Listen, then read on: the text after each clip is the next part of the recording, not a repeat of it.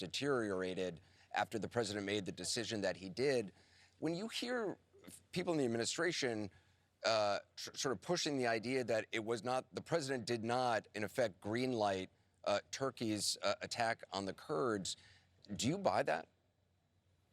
I don't buy that at all. Frankly, this is what happens when an untested, unconventional president who doesn't rely on the advice of his diplomats and military advisors wanders into a very complex region and engages in erratic and ill-informed foreign policy. Frankly, after this development, many of our enemies are encouraged and some of our closest allies alarmed. I am gravely concerned, Anderson, about what this means, not just for the Kurds who fought bravely alongside us in the efforts against ISIS, but for the extent to which our allies in the region of the world view us as reliable.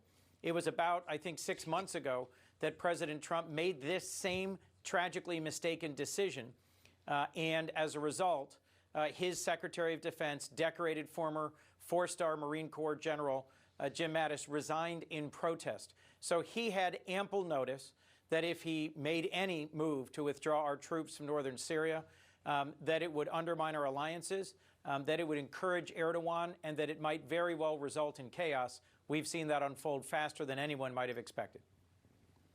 Well, also, I mean, if there's a deal with the Kurds and the Assad regime, then effectively the Assad regime gets to retake the one-third of the country that has been out of its control, which is not only a victory for a dictatorial, killer. It's also a victory for Russia and Iran, who've been supporting the regime, and of course for Turkey if they get this buffer zone. That's right. And one of the things I'm most concerned about, Anderson, is that Hezbollah and other militias supported by Iran and the IRGC gain even more of a foothold in Syria, gain even more of a highway to send troops and material and resources from Iran across Iraq through Syria and into Lebanon. This destabilizes the region.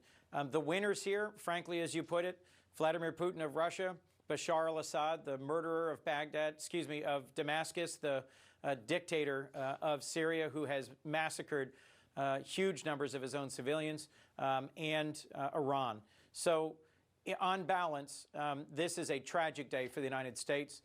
All of us are urging President Trump to reverse course and to take forceful action. Sanctions will not make enough of a difference soon enough.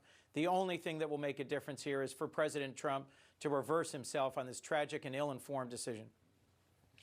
The question is that even possible at this point? I mean, again, if the Kurds have seen the face of this administration, if they can make a deal with Assad, and Assad gets that territory back, I mean, U.S. troops, would they be welcome? I mean, even if the U.S. wanted to send, several hundred special forces back in, it's not clear that they would be allowed there.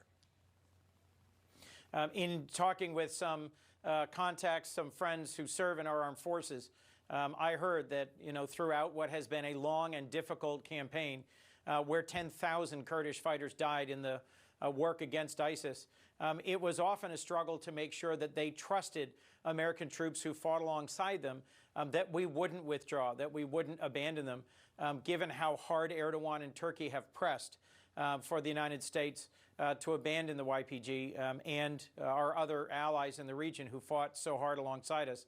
I heard this directly from a member of the Delaware National Guard. I agree with you, Anderson, the premise of your question.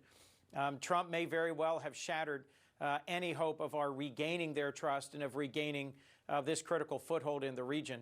Only direct and forceful engagement with Erdogan, a frankly clear threat that this would undo our relationship, our strategic partnership of many decades as a NATO ally, might be enough to stop the Turkish assault. But frankly, in terms of Russia and Syria and Iran gaining a critical foothold and the Kurds losing all faith in us, that damage may be irretrievable. Senator Coons, I appreciate it. Thank you very much for being with us tonight. I'm going to get the reaction to new polling in the Democratic race for the White House coming up. But first, multiple breaking news stories on Rudy Giuliani. A witness on Capitol Hill today testified